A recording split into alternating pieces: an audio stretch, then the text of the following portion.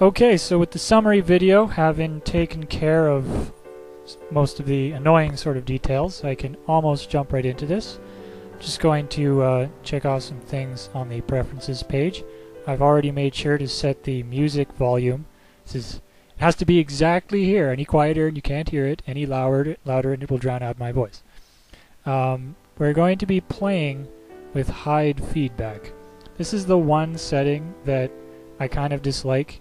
See, the issue with this game is it's designed to show you feedback, so it shows you when it checks the stats that Elodie has, and it tells you whenever her mood changes.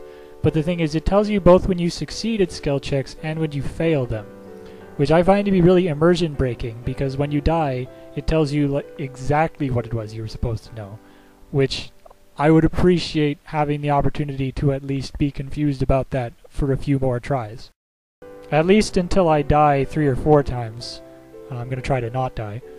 But at least until I die 3 or 4 times, I'm going to play with no feedback. Okay, and everything else has been set up, so we're just going to start.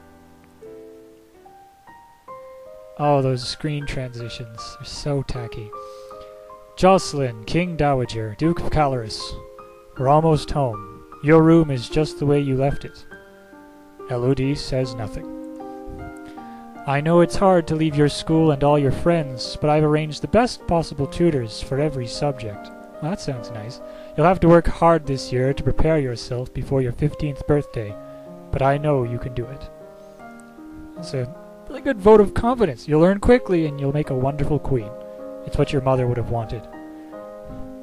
This is really cute. This is not what Mother would have did. She wouldn't have wanted to die and leave me. No, she wouldn't. But sometimes bad things happen. We have to pick up and carry on.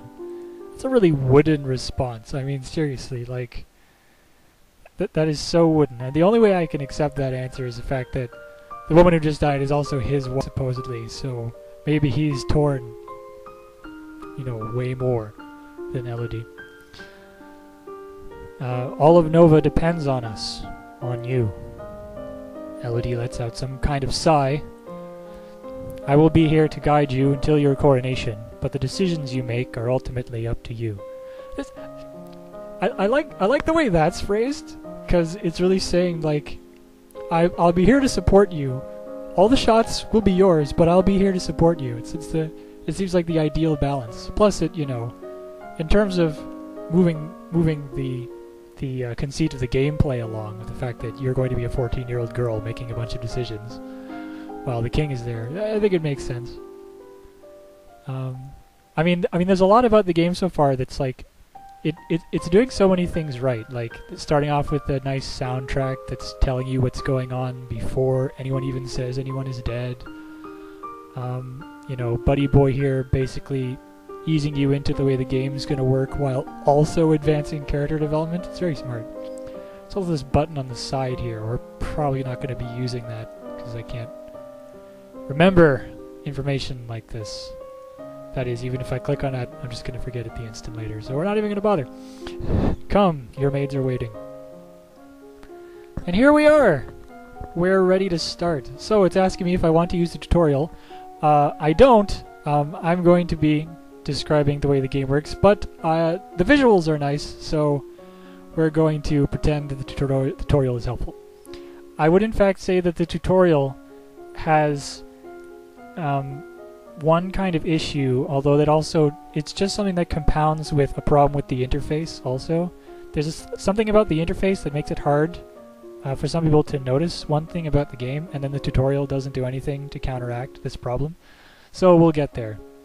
So it's saying that we're going to train by taking classes, and they're going to make us better at stuff, and then hopefully that's going to make us able to rule our kingdom.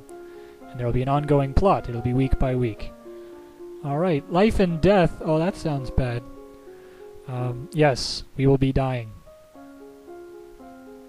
If I have anything to say about it. But we have to keep track of Elodie's mood. It's going to look like this. So this is a neat screen. This is kind of cool.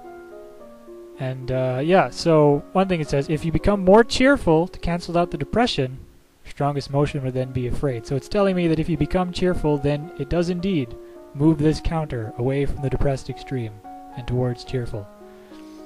That is helpful to know, because there's a difference between +1 cheerful and -1 depressed. Current mood affects our ability to learn.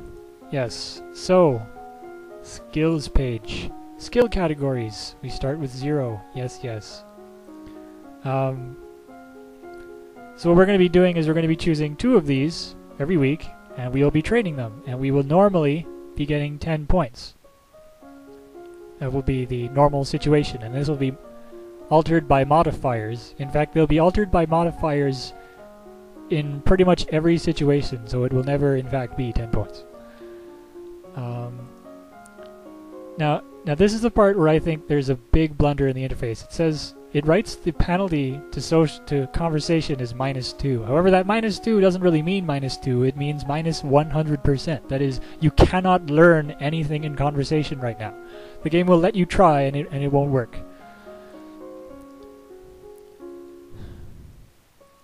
So let's talk about the bonuses. Now here's the part where the tutorial goes wrong with addressing this fact. It says, if you study a skill you have a penalty for, you could be wasting your time and not learning anything.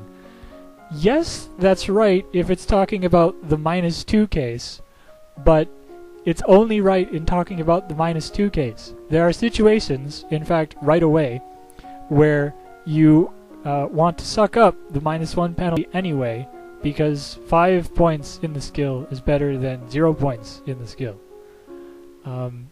So it really should have just reinforced the whole -2 thing being -100%, or before that, if just the screen itself had shown -100% instead of -2.